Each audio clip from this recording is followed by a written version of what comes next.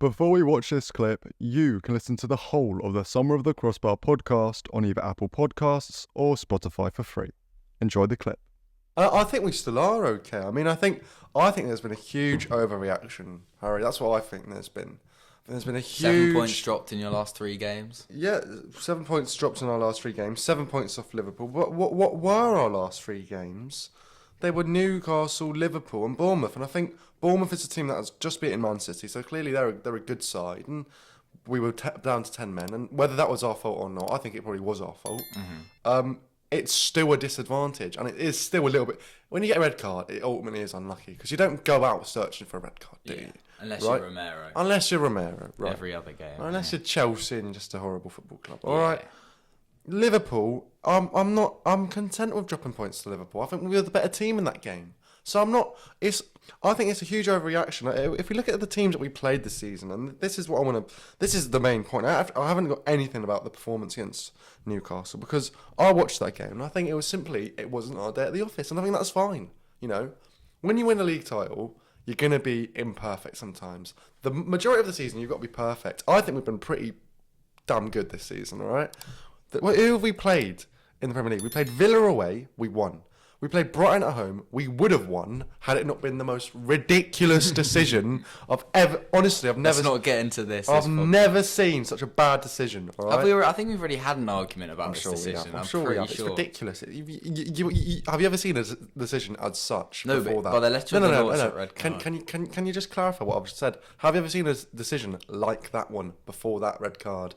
No, you haven't. I've seen 2 since. Right. And during that game, did you see João Pedro get a yellow card for his whacking the ball down the pitch? No, but that was a yellow card. But if you're saying, the João Pedro one was a yellow card, then the Declan Rice one was a yellow card. I'm just saying. I'm just asking for consistency. I don't think we should be sending off players for kicking the ball away. But if you're going to do it to Arsenal, when Declan Rice does it and when Trossard does it, you best believe you should be doing it to Doku, and you best believe you should be doing it to João Pedro. Yeah. Okay? I agree. It should be black and white if you're going to do it. It's stupid. It's ridiculous. Don't tell me that's not ridiculous. Let's move on. Let's move on. Exactly.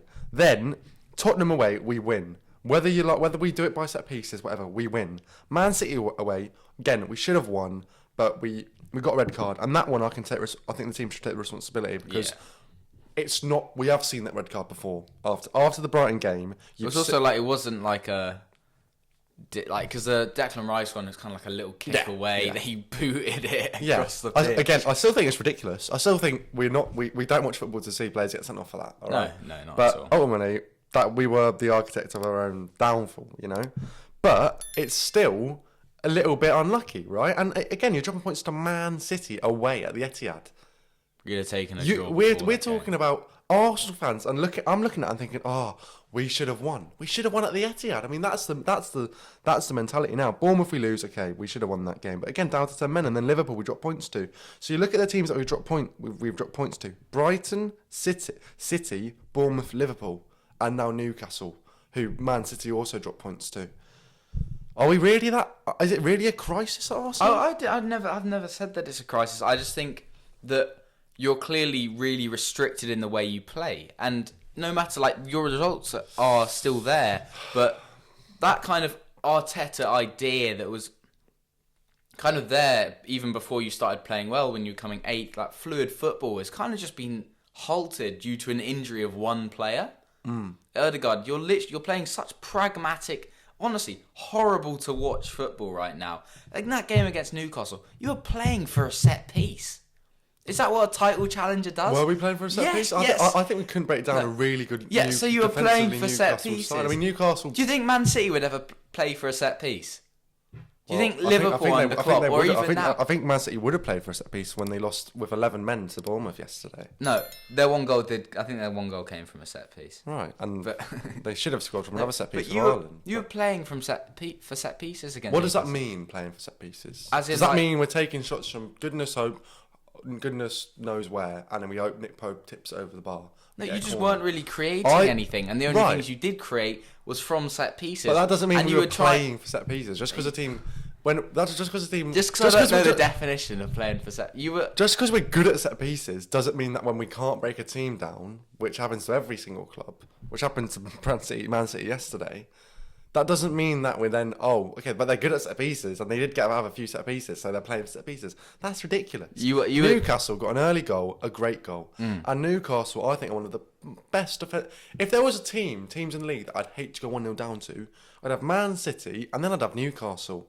They're one of the best defensive teams in the league. They're a especially massive at side. James's right. Park. So I think that's ridiculous. I think Newcastle's a really tough place to go to. Yeah, but you're playing. The only way you could have gotten a result there, in my eyes, because you didn't create anything from open play, did you? But at all, apart from that one. Who's like really close to the end of the match? Was it Declan Rice that missed the header? Who should have scored? Yeah, that one wasn't from a set piece, but you just didn't really look to create anything. And maybe you weren't playing for set pieces, but the only way in that game that I could have seen you scoring was from a set piece. And I think that's as a result of Newcastle's brilliant. Yeah, but also as a result of you not having someone that can create in your team.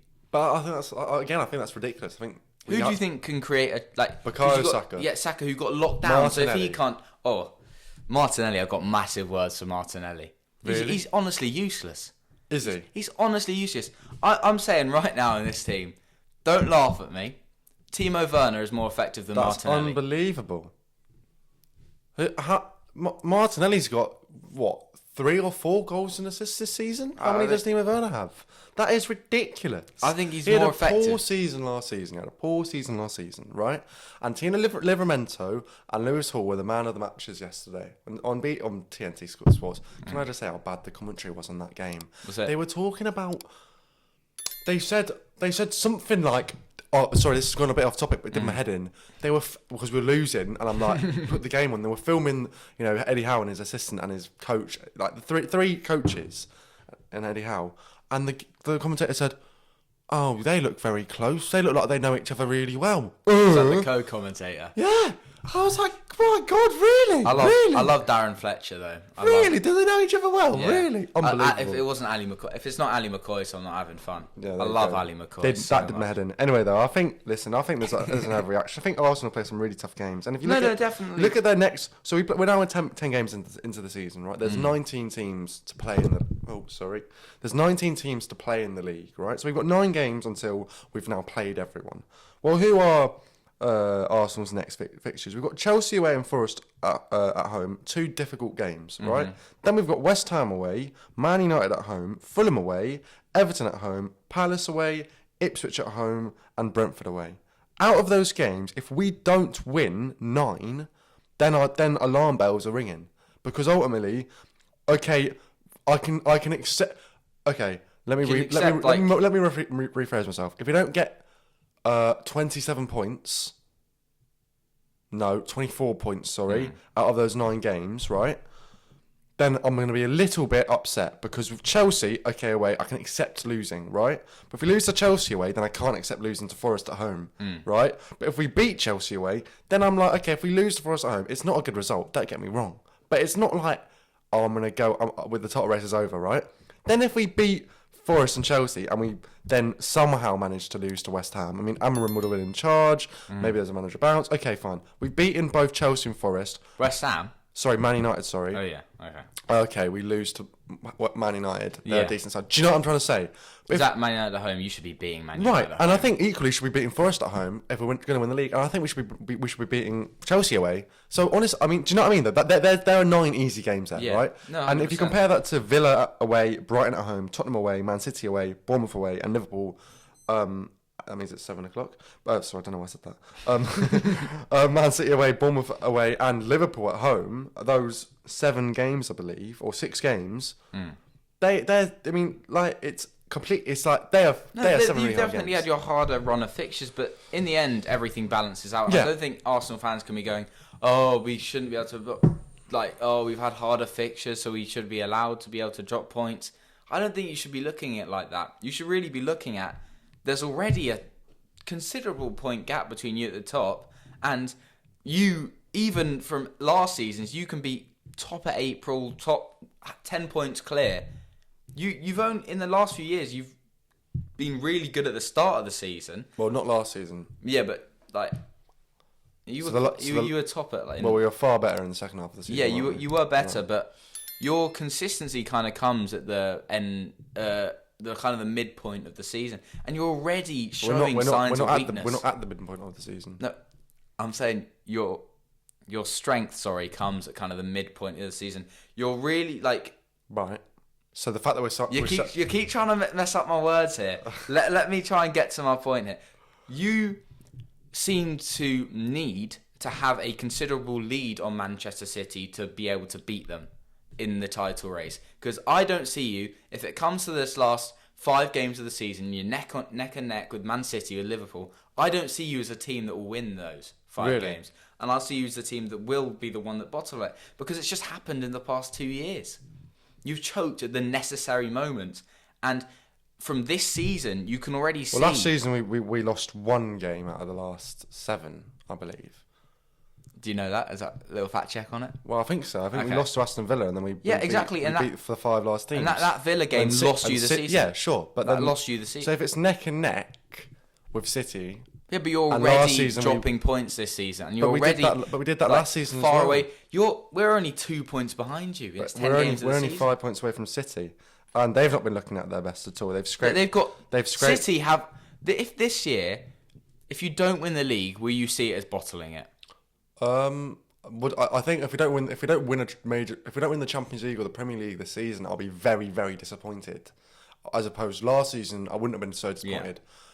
Bottling it, I think, is the wrong phrase. Bottling, I'd associate with Arsenal in 22-23 when we were 8 points clear in April and we lost. Yeah, that is probably a bottle, right? Even though we were the underdogs, no one expected it coming. We came 5th the previous year. Let's not beat around the bush. If you're 8 points clear in April, you probably should win the league, all right? Yeah. Even if you're playing against, I think, the best team ever in the Premier League, right? You should be winning the Premier League. If we went and gone, right? If Arsenal won every single game from now until the end of the season, right? But so did Man City. Did Arsenal bottle it? Nah. Well, you look at certain moments and go... I don't think you would. If Trossard wasn't a donkey and got a red card, if Rice wasn't an idiot, gotten that red card, if Saliba wasn't an idiot and gotten that red card... If Arsenal went 28 games on a 28-game winning streak from now until the end of the season, they would have bottled it. No, you didn't bottle it. Unbelievable. You lost it early. No, you're kind of proving my point because I'm saying that you need to stop acting as if 3 points now doesn't really matter because the end of the season. Of course it matters. And I was saying to my dad when we lose, and I was like, oh my god, I hope Newcastle. I said I hope Bournemouth better do a job on City today. And he was like, well, yeah, we got to win this game as well. And I was like, well, of course you got to win this game. It doesn't cancel it out because we're already 5 points behind. I think we're arguing about nothing here. I think we agree on the same point. Man City have to play Brighton away, Tottenham at home, Liverpool away, Forest at home, Man United at home. Did I just say that? No. Brighton away, Tottenham at home, Liverpool away, Forest at home, Man United at home, and Villa away. We got City in 2 weeks. Huh? We got City in 2 weeks. Right, and I think so. In terms of 5 points, right? Well, I could definitely see Man City losing to Liverpool away. I could definitely see Tottenham beating Man City, or at least getting a point off Man City. Honestly, I believe this Premier League is... I can honestly see and picture any team in this league beating any team. Honestly, I think... Liverpool have been pretty... Liverpool have been pretty, I think, perfect, actually. I mean, at the start of the season, I was a little bit questionable. They kind of scraped past Bournemouth, scraped past Wolves, but they're actually finding their form. And their next games are Villa at home, Man City at home, Newcastle away, and Tottenham away. And I've sneaked Everton away, hoping that they can somehow do a job at the Goodison, right? But I mean, I think Arsenal have far easier games. I mean, they only have Chelsea, Forest, and Man United to really worry about. But if you look at Liverpool, really the only test they've had this season, it's the Arsenal game, Chelsea game as well. Arsenal, Chelsea. That it really? That's honestly all I can think that they've had that are proper test games. Well, they had Man United, but I guess let's not take the piss here. If you think Man United's a test, then yeah. But anyway, listen. I think if there's 7 point gap, I mean Liverpool.